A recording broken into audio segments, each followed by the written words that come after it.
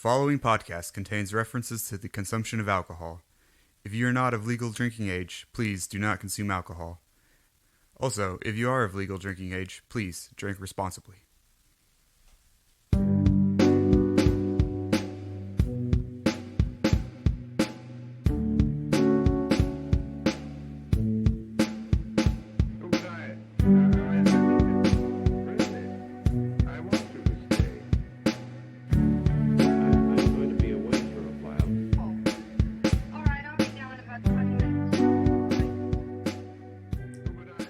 Hello, and welcome to Rhetorical Magic Cocktail Hour. My name is Ryan Wiseman, and my favorite Zooey Deschanel content is she and him, probably. And I'm Matthew, and my favorite Zooey Deschanel content is, I guess, 500 Days of Summer? Unprecedented? Ooh, I don't think we've ever had our favorite be the topic. Never the same, always different, spectacular. What's that Lady Gaga gif? Do you remember that? Amazing, never the same, unique, wonderful. Just basically any positive adjective you can probably get away with. This is a podcast where we like to have a fun little drink and try to be succinct about various topics. And just really, break down what a podcast can be. Which is this. This is the only way podcasts can exist. Unless... My cat just yawned and it was the cutest. What if a podcast was a cat yawning? Ooh, okay. Matthew, what are you drinking tonight, bud? Tonight. Because I don't want to get too, in the words of Ryan, zooted. I am drinking a Shiner Light Blonde. It is 4.2% alcohol. It's 99 calories. It is a beer that is almost water. So that's fun. What are you drinking? I'm drinking a Peebers. Oh, I whiffed. I whiffed and I goofed. I should have got a Pabst Blue Ribbon too. I'm drinking a Peebers because it's what I had. It's my favorite beer because it is, I've said it before on here and I'll say it again. When you think of the concept of beer, this is what it tastes like. Peebers. Not sponsored. Not sponsored. Grip it and rip it. And that was a weak one. That wasn't as good. It's fine. We'll get it in post. Yeah, PBR is meant to be drank out of a can. Mm-hmm. Also, it's union run, which is great. We're definitely pro-union on this podcast. And if you're not, you're a scab.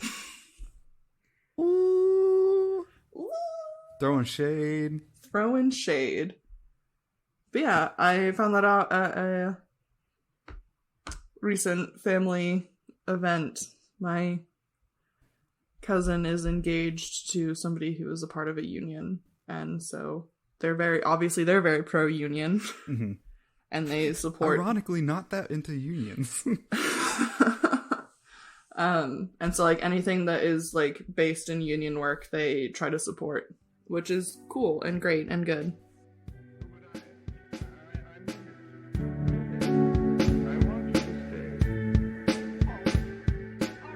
But we're not talking about unions today, although we could. We're talking about human because capital. They're wonderful and good. We're talking about a movie that Matthew and I watched a lot when we were younger. Mm-hmm. Called 500 Days of Summer. Also, I feel like we're at that age when we say things like when we were younger, people assume 7 and 8. This was high school. Yeah. We're not that old. We're not that old. But I feel like younger definitely implies early childhood, and that's just not the vibe. But tonight, so what we're going to be doing is going over just kind of the general plot, and then I have a few questions for Matthew to try and kind of break it down a little bit more. Mm-hmm. And we're also going to cover our history, because I feel like this is the movie both of us have seen a lot. I would say so. I hesitate to say this, but I think I've maybe seen it more than the Magic Bullet infomercial.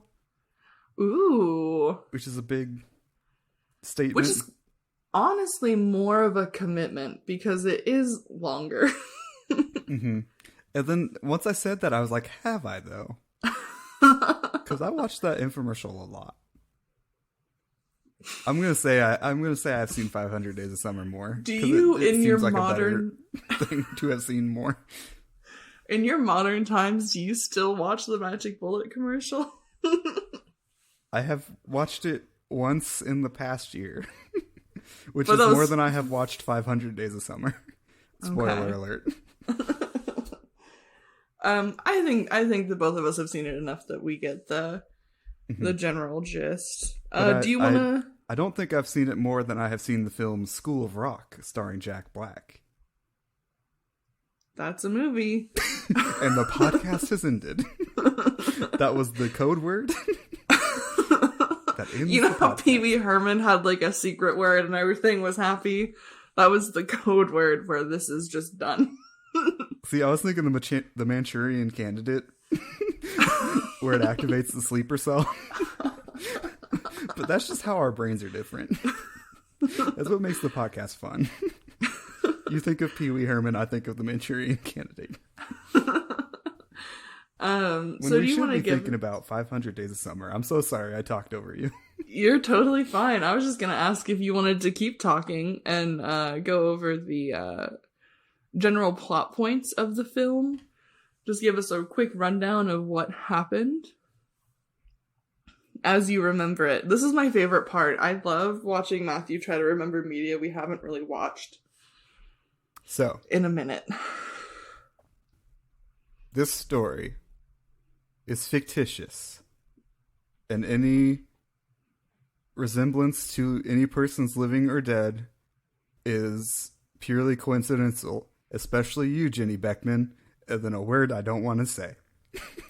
And that's a how the very movie gendered term. A very spicy beginning to a movie that, honestly, I did not remember till I Googled it, this movie, a day ago, and then I was like, oh yeah, it does start like that. Oof. Oh. I just remembered something. That was the sound of me remembering. I think I had back when I was in high school and I was recording music, I think I called a song Jenny Beckman after that opening bit. That's spicy, Matthew. It is spicy. I was a real spicy lad. I don't think I said the word that they say. I think it was just called Jenny Beckman. But that was my vibe. Okay. So, the movie begins. A man says, "This is not a love story."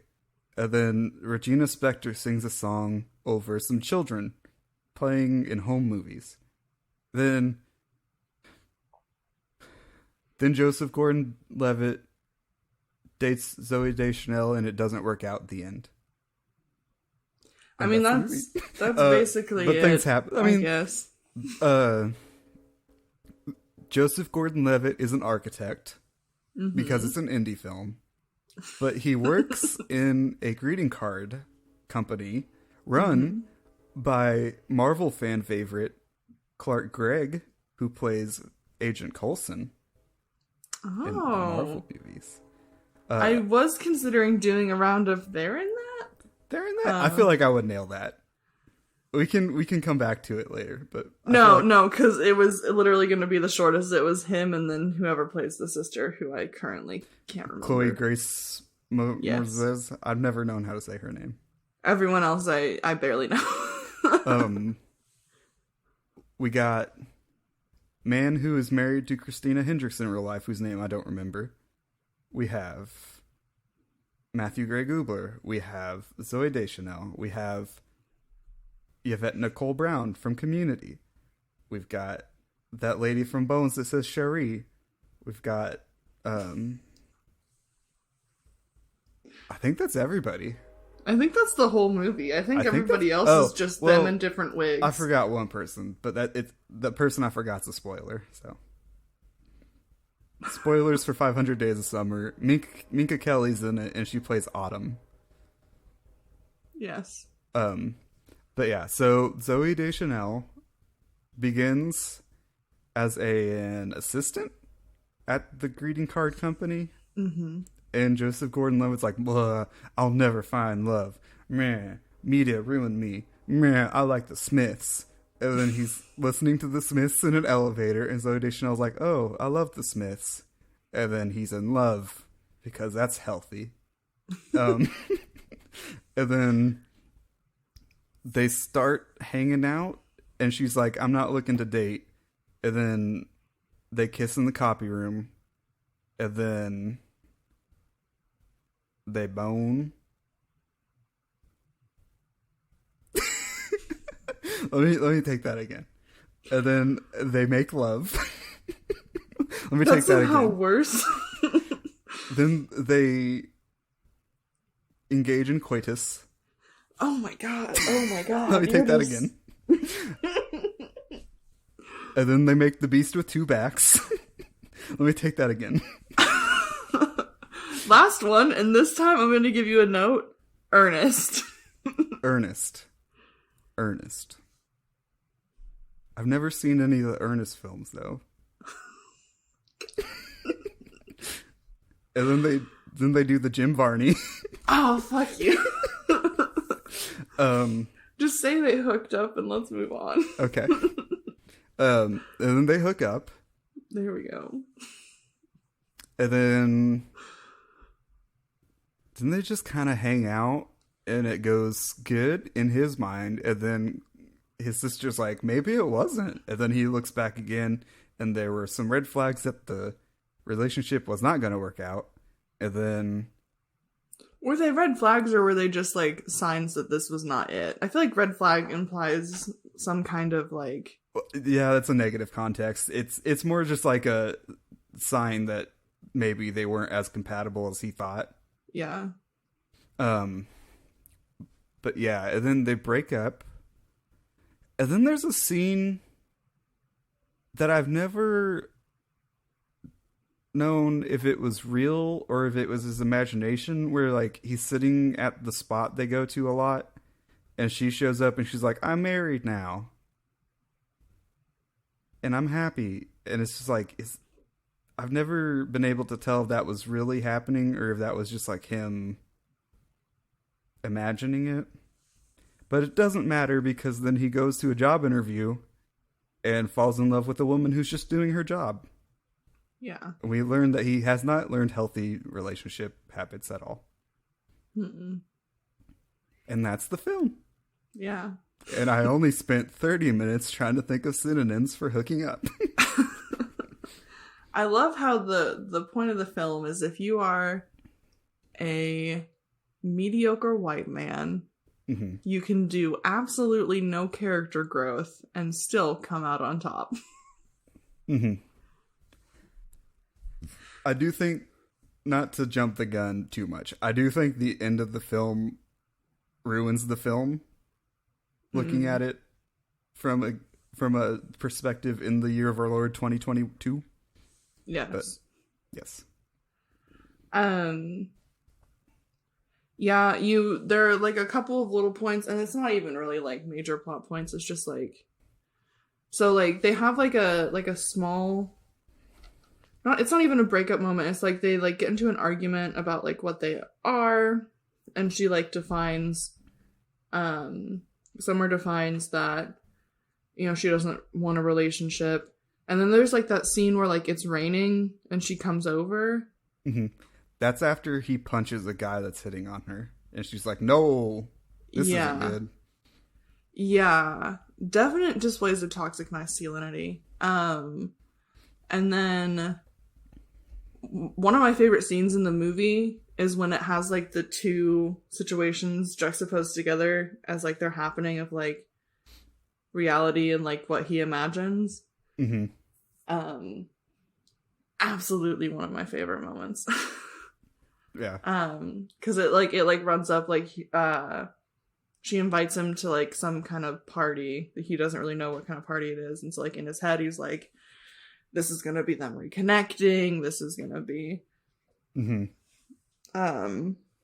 You know, like he's gonna be like staying over and like all this stuff, and then like the reality is like it's an engagement party and she views him as a friend.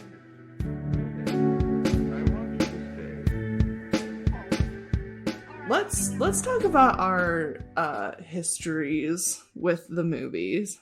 With the movie, not all movies. Every movie. The first movie I ever saw was Land Before Time. I don't think that's true.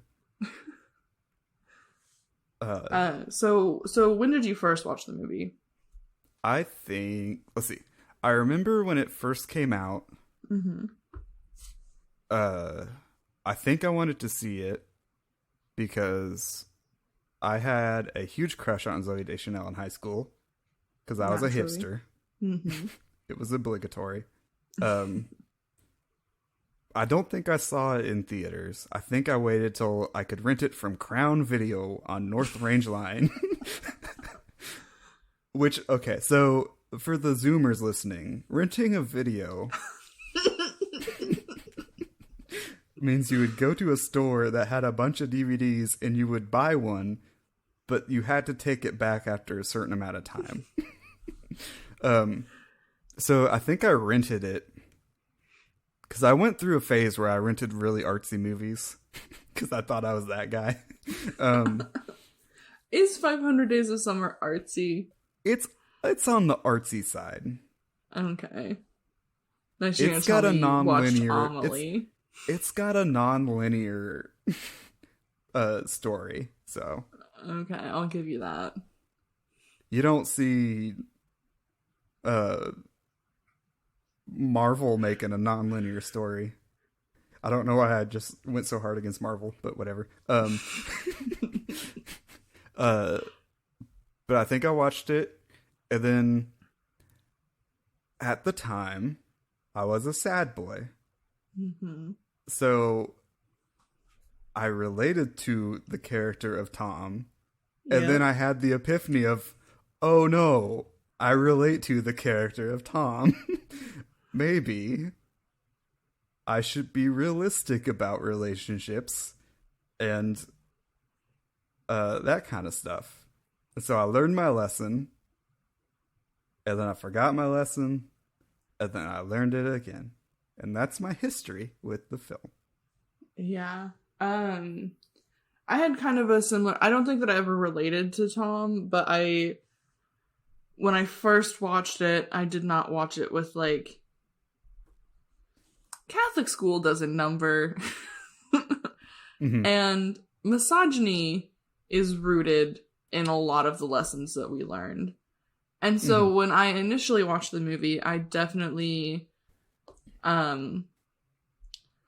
saw Summer as villainous, and that Tom was supposed to be the person that you cared about in the film. Mm-hmm. And that was high school. Luckily, I have grown a lot and worked through internal misogyny and or internalized misogyny, and like understand that like that's just not an effective way to view women. Mm-hmm. Character growth. Unlike Tom. Oh, burn. Gonna need some aloe vera for that burn you just gave him. Yeah, and I think the height of it was I had this. Oh man, so Matthew and I make notes that kind of cover, like an outline of like how we're gonna talk about stuff, and I do just have it listed as Ryan's college revenge, which is much more dramatic than what it actually was. I had this professor that I just did not vibe with. They were a gender scholar in the 70s, and they still taught at my university. Which they weren't a scholar, but they were like working towards scholarly pursuits in the 70s, and the concept of gender as we understood it in the 70s and the concept of gender as we understand it now, as far as like even like feminism, has changed a whole bunch since then. And he was very stuck in his position that feminists are like misandrists. And we had to give presentations. It was a media analysis class, and he wanted us to like talk through like gender theory, which is great. I love that. That was my cup of tea. Love talking about gender issues. And so like he had recommended some movies as like ideas, and like I was just not having it. And so I presented as like, can I do this movie? It's very, he loves a good dichotomy. I don't think he had a good grasp on like non-man woman identities. So I was like, I would like to do this. It's very dichotomy of man versus woman and like thought processes behind. I think I could do a good job. And my presentation tore the fuck into Joseph Gordon-Levitt. Like the whole time I was talking about how like at no point should we be viewing Summer as the villain in this movie. She lays out her boundaries. She explains that she doesn't want a relationship and that should be more than enough. And so Tom actively choosing to view it within the confines of a relationship is on him, not her. I talked about the Manic Pixie Dream Girl trope and how it's dangerous because it implies that anything projected onto women is 100% their fault. And she's just a woman who likes the Smiths, who had something in common and was building a friendship that had romantic aspects, but was not actively seeking a romantic relationship. She was just existing. And Tom put all of this stuff onto her that she didn't ask for. And like, so this was like my longest presentation. And it was one of those, he said that I did a good job, but I could also tell that he didn't like it. And so that was like my favorite moment of like, because a lot of the way that we were talking about gender was through the lens of how men view gender in that class. And it was just very elementary level, like boys like this, girls like this. And I'm like, that's not that's not the tea at all. Yeah. And so that was, again, revenge was a strong term. It was just like, it was like the height of my actualization of like, by viewing Tom as the quote-unquote protagonist, we are like stripping Summer of like autonomy and personhood, which is bullshit.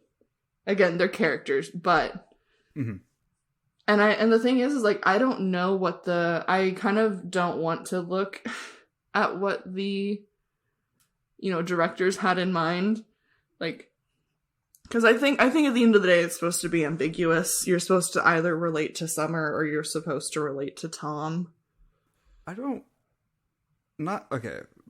Asterisk not having seen the film for many years. I don't think it's that ambiguous. I think they repeatedly say, this is not a love story. Tom was ruined emotionally by media for many years, and so he doesn't have a healthy understanding of relationships. I think the movie explicitly says Tom is the bad guy, but since he's the protagonist, I think it's hard for viewers to, especially like in Western society, like the protagonist is usually like a hero, and so it's hard to disassociate that idea of the main character is the hero versus the main character is a protagonist that you're just following. Yeah, I definitely get that. And that kind of goes into like some stuff I'd like to touch on in a moment. Let's go to a quick hydration station.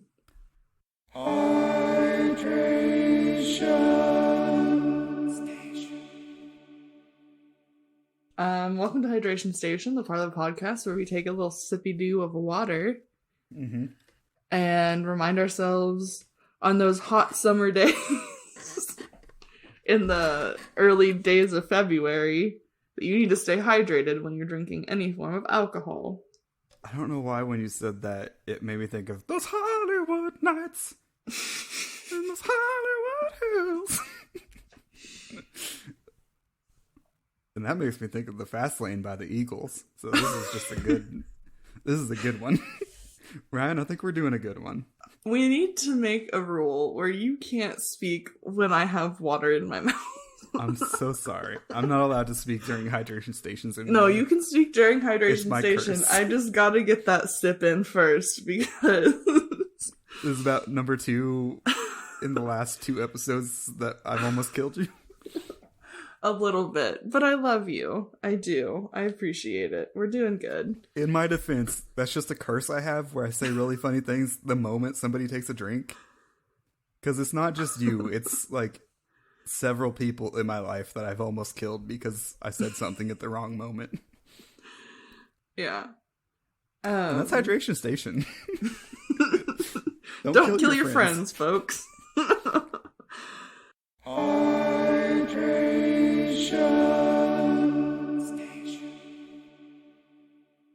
So we kind of started touching a little bit on like a kind of more defined critique and analysis of the movie.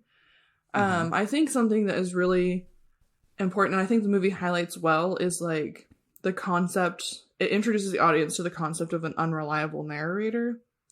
Mm-hmm.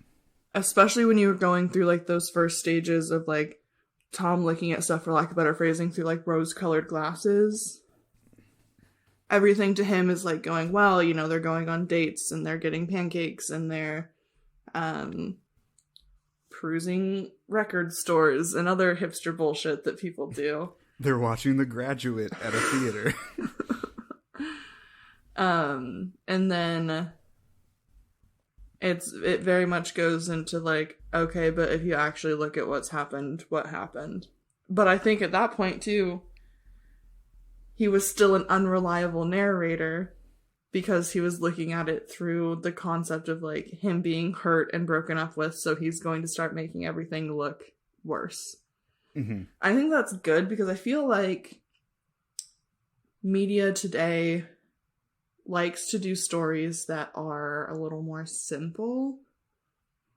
Like, I'm not saying that there aren't like great artsy indie films that like are, but like mainstream Marvel movies, this is bad guy. We're just tearing into Marvel today. Uh-oh. Whoopsies. This is good guy. They fight. Good guy wins. You know, like it is very like streamlined and very like, it's very focused on visual action as opposed to plot.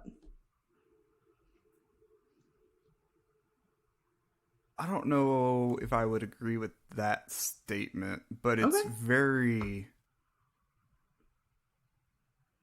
much, what do I want to say? It's more black and white than gray. Yeah. I guess is what I'm going to end up on, because I can't think of what I'm trying to say. But I do like the idea, and I think that, honestly, looking back, I think you're right, that they kind of do, that the writer frames it, and I was just putting my own jaunty little spin on it when I was younger, and then rebelling against that ideology when I was a little older, and now I just don't watch the movie. And now I just haven't seen it in a while. Now it's just a movie that I used to watch. 2 Gautier references in the past, like, month. That's how you know it's good. We got them good callbacks. I'm trying to think of anything that I've seen recently that has been as gray as this movie is. In terms of, like, who's... Another issue is, I just don't watch a lot of movies these days. So, like, they very easily could be out there, and I'm just not... Because, like, even Marvel movies and stuff, there's quite a few that are out that I have not seen and don't plan on seeing. That's fair. And I understand that there are other movies that aren't Marvel, but I feel like we're just, like, over inundated with, like, the concept of superheroes. I would agree. as somebody that does like Marvel movies, I do feel like they're way too big, but that's not what we're talking about today. In a weird way, I feel like Midsummer and The Witch maybe are kind of more in the same vein, where it's like well, I don't know that the protagonist is necessarily... There's not morality assigned to the protagonist. Mm-hmm. It's just people existing, and people are inherently flawed. Kind of, I can kind of get behind that for sure. Maybe I'm just jaded. You know, I mean, honestly, when it comes to movies, and maybe I'm just not seeking out content that actually would make me think like about the gray area. Ooh, Fleabag. Yeah, Fleabag. Again, not a movie though. But yes, I understand what you're talking about. Unless you just watch both seasons in a day. Unless the line between film and television has been blurred in this modern era of prestige television. But you're right. Like, Fleabag is very, like... It's almost on a different end. Like, you relate to Fleabag because she's a bad person. Mm-hmm. And I think that that's something that is like a distinction that should be made between like movies and TV shows, is that TV shows have time to build out a character. Movies, they have time, but it's got to be more focused, and you might not get like a full grasp of somebody. Yeah, and TV's kind of more... TV lends itself more to, like, for lack of a better term, anti-hero stories, mm-hmm. where it's like you get to delve into the gray a little bit more. In movies, the time restraint kind of necessitates a more black and white kind of view of morality. I don't know what I'm saying. I'm a business major. But no, because you're right. Like, I don't think that the writers of Fleabag are trying to tell you that Fleabag is a good person Fleabag, or in the right. Phoebe Waller-Bridge. Yes, I do mean Phoebe Waller-Bridge. I don't think that she's trying to tell you that. Our Lord and Savior. I love her. Hush. Do you still have that pin? I do. I love that pin. But Phoebe Waller-Bridge is not trying to tell us that Fleabag is good or in the right at all. Mm-hmm. But she's still a likable character. Right. Because she's inherently flawed and kind of a fuck up. Yeah, and she's good at looking at camera. That fourth wall break, she got down.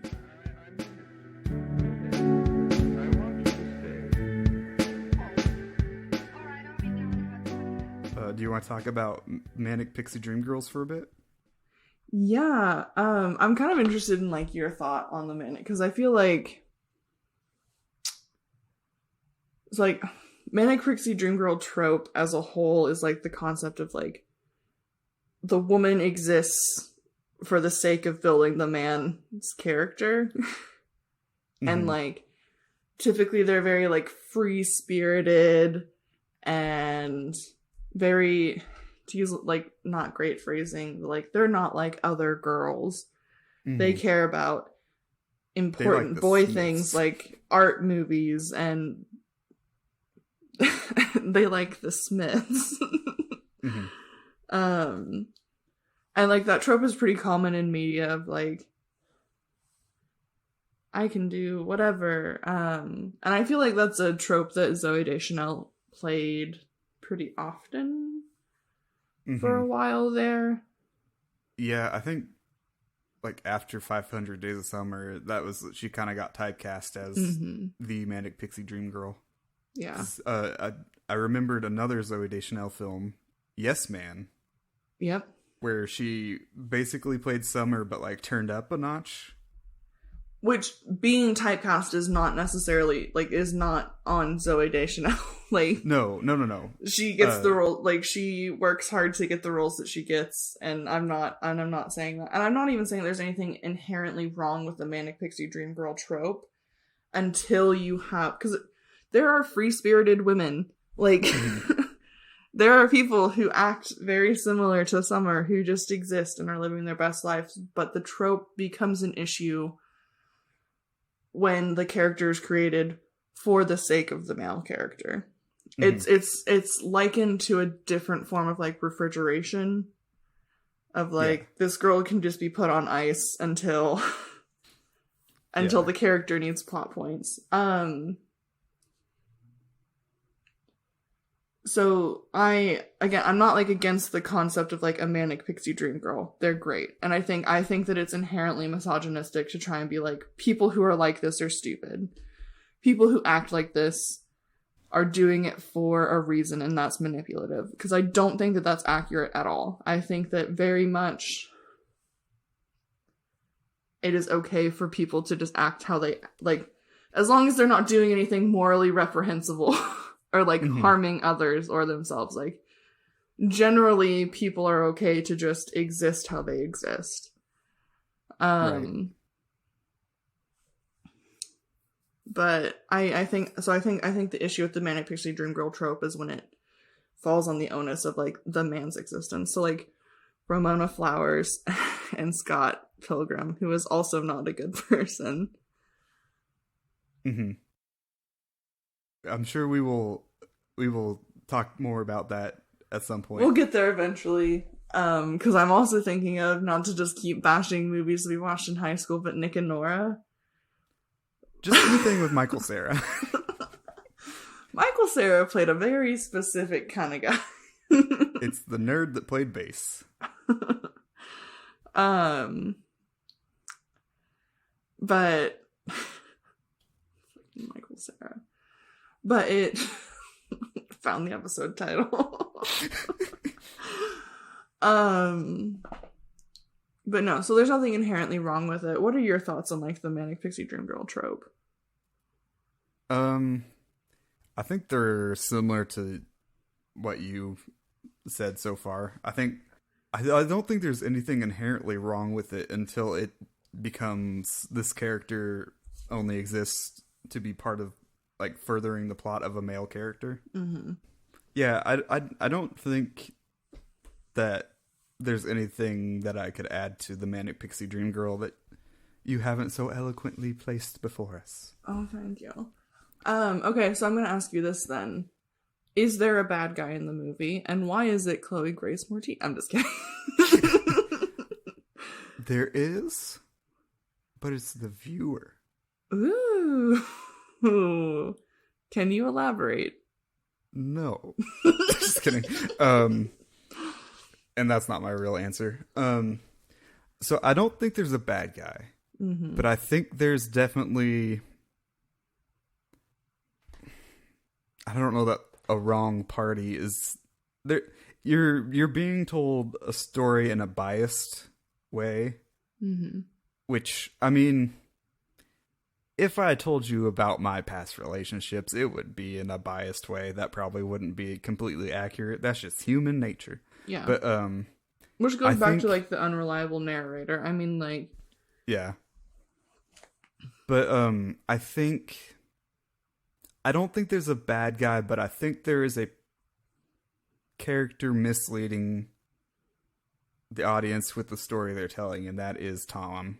And I don't think it's like a... granted, this is just a character in a movie, but...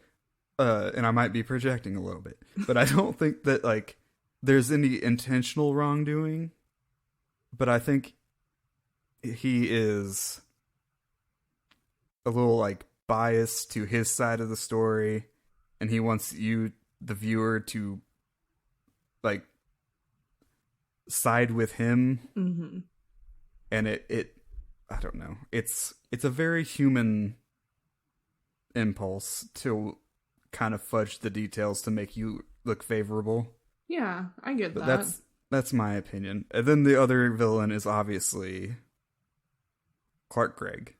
Yes. What about you?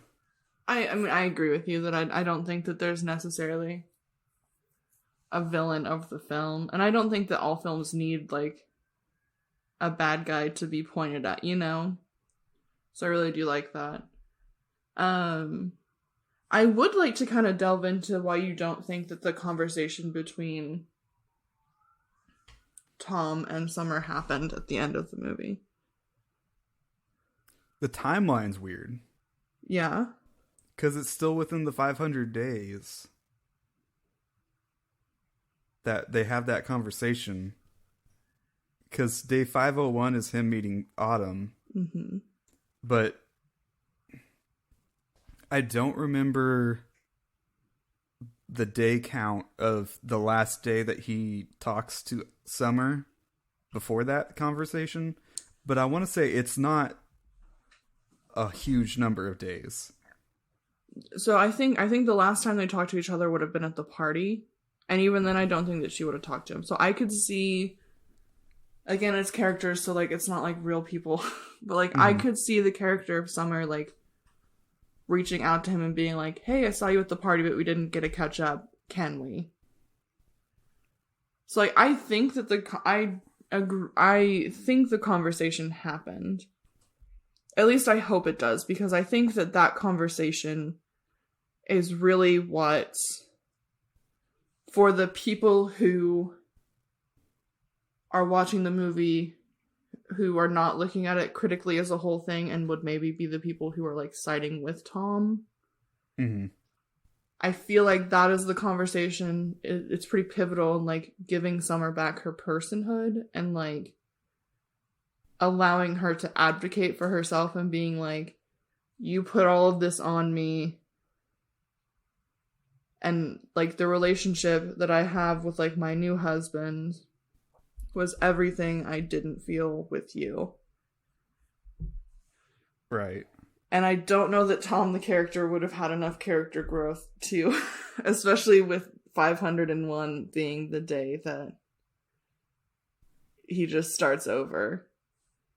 Because if it was in his head, that shows a strong amount of character growth that just disappears when he sees another pretty girl. And I hate that more somehow. Yeah, the end is awful. So I have looked up a like timeline. Definitive timeline. Yeah. So, and it's not as quick as I thought. It's still a very abbreviated timeline, but so day 408 is the party. What this timeline says is the famous dual screen party, which is the expectations versus the reality party. Yeah, and then them talking at their spot is day 488. So there's 80 days in between those two. Yeah, that's like 2 months. Which seems fast, but I guess is realistic. So I guess, I don't know. It's, for some reason, it always seemed like it wasn't real to me.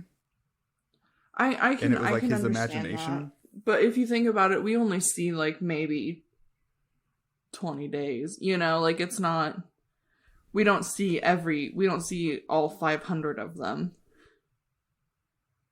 And also, Tom is an unreliable narrator, so he's probably rounding. Mm-hmm. But it's just a nice round number.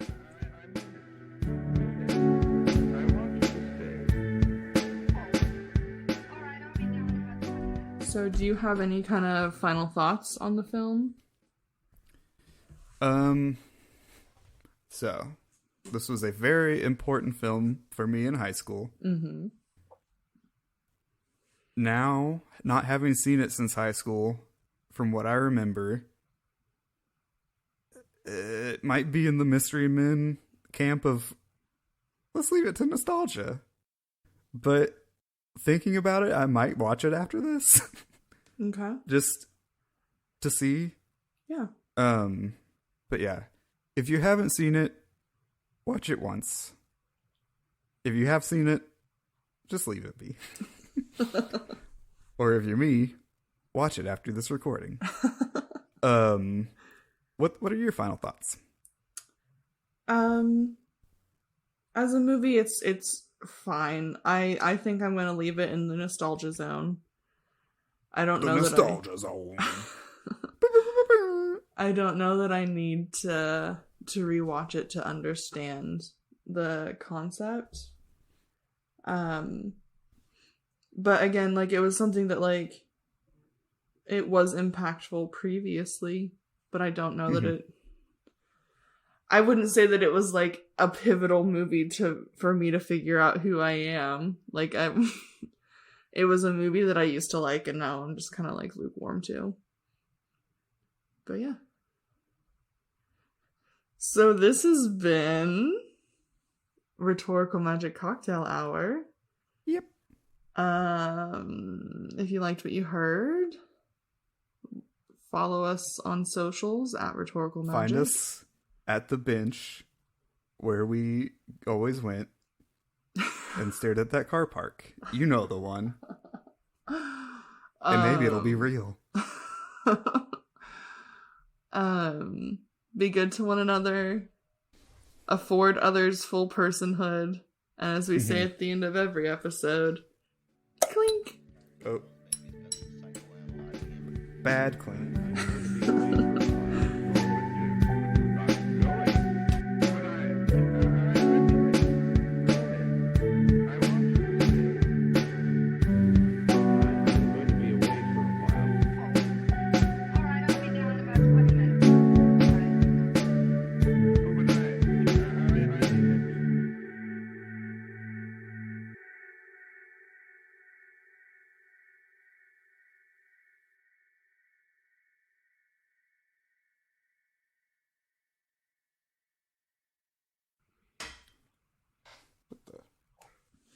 Oh, I almost unplugged my recording equipment with my foot. Oh, that not would have been good. That would not have been good. Yeah.